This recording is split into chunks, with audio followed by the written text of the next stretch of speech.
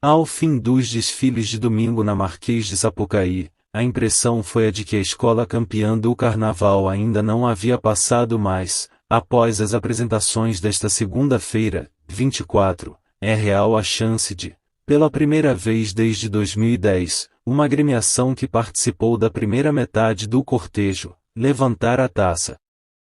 O público que esperou pela apresentação perfeita na segunda noite, mais uma vez viu momentos de beleza, mas com erros de todas as escolas, o que deve proporcionar o maior equilíbrio na disputa registrado nos últimos anos. O ponto alto foi o desfile da Unidos de Vila Isabel, que congregou beleza estética e parte musical afiada. O canto da comunidade do Morro dos Macacos impressionou.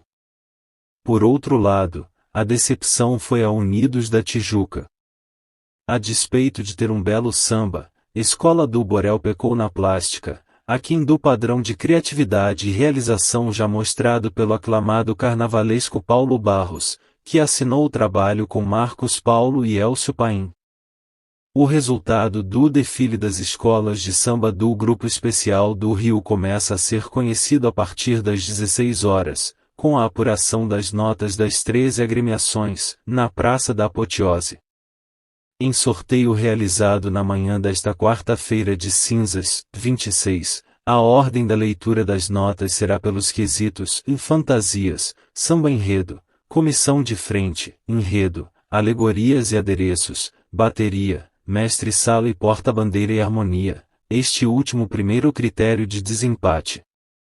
A transmissão da apuração do Grupo Especial pode ser ouvida pela Rádio Absoluta 1470 de Campos dos Goitacazes, parceira da Folha dos Lagos, na cobertura dos desfiles na Sapucaí, pelo link https://www.radios.com.br/ao-1470-23021. São Clemente. A única escola da Zona Sul na elite do samba fez, a exemplo do ano passado, uma exibição que proporcionou leitura imediata do público. O enredo Conto do Vigário foi passado com clareza nas alegorias e fantasias do carnavalesco Jorge Silveira. Na parte musical, o canto do samba, cheio de detalhes e referências a termos atuais como fake news, deixou a desejar em algumas alas, que apenas entoavam o refrão ou partes de maior animação. Aparentemente sem pretensão, o desfile que falou sobre as trapaças ao longo da história pode fazer amarelo e preto de Botafogo sonhar com uma volta no sábado das campeãs. Vila Isabel. Assim como já havia acontecido em 2019, quando beliscou o terceiro lugar, a escola do bairro de Noel Rosa abusou da exuberância e do impacto visual para contar a história da formação dos povos que originaram Brasília, a capital federal. Porém, o ponto fraco da apresentação foi justamente a forma como o carnavalesco Edson Pereira contou o enredo, que não primou pela clareza. O que pode colocar a escola na rota do título é a parte musical, que passou pela força do canto dos componentes, na performance do intérprete Tinga e no swing da bateria de Mestre Macaco Branco. Uma apresentação que, se não foi definitiva para garantir a taça, colocou o azul e branco entre as favoritas. Salgueiro.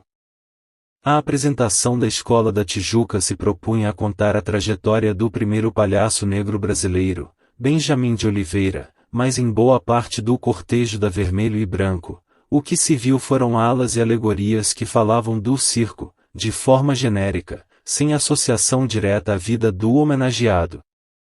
Apenas nos últimos setores, a homenagem a Benjamin ficou mais explícita. Na parte musical, os componentes tiveram dificuldades para cantar o apenas limitado samba, fato agravado pela aceleração da bateria. No conjunto, porém, a escola agradou e pode voltar no sábado das campeãs. Unidos da Tijuca. A escola do Morro do Borel lançou mão de um grande número de tripés para contar a história da arquitetura e das grandes construções ao longo da humanidade. Porém, Faltou criatividade na abordagem apresentada pelos carnavalescos Paulo Barros, Marcos Paulo e Elcio Paim. Mesmo as consagradas alegorias humanas de Barros não surtiram o efeito desejado. Como pontos altos, o samba-enredo e a bateria pura cadência. Deve ficar na segunda metade da tabela. Mocidade. A agremiação de Padre Miguel levou para a avenida um dos sambas mais aclamados do ano, em homenagem à cantora Elza Soares. A escola teve intensidade no canto em toda a apresentação, que primou pela emoção, ao contar os aspectos da vida pessoal e profissional da homenageada. A evolução na pista teve certa lentidão, que pode ser despontuada na apuração. A mocidade também teve irregularidade na parte visual, com alguns carros e fantasias de maior apuro estético que outras, de maior simplicidade na concepção e na realização. Destaque ainda para a apresentação da comissão de frente, da lata d'água na cabeça, e para o casal de mestre-sala e porta-bandeira. A agremiação luta com força por uma vaga entre as 6 que voltam no sábado das campeãs. Beija-Flor. Engasgada com o 11º lugar, pior colocação da história da escola desde que entrou para o hall das campeãs, a Beija-Flor entrou na pista para encerrar os desfiles do grupo especial disposta a dar a volta por cima. E conseguiu se colocar no bolo das escolas que podem ficar nas primeiras colocações. Depois das críticas pela estética nos 2 últimos anos, a agremiação de Nilópolis voltou ao padrão de luxo conhecido historicamente, tanto em fantasias como em alegorias. Completando 25 anos de bailado conjunto, o casal Salminha Sorriso e Claudinho deve faturar notas máximas. Destaque também para o samba e o canto, sempre forte, do componente nilopolitano. Contudo, o desenvolvimento do enredo, sobre o avanço da humanidade por meio do caminhar em rotas, ruas e vias, deixou a desejar.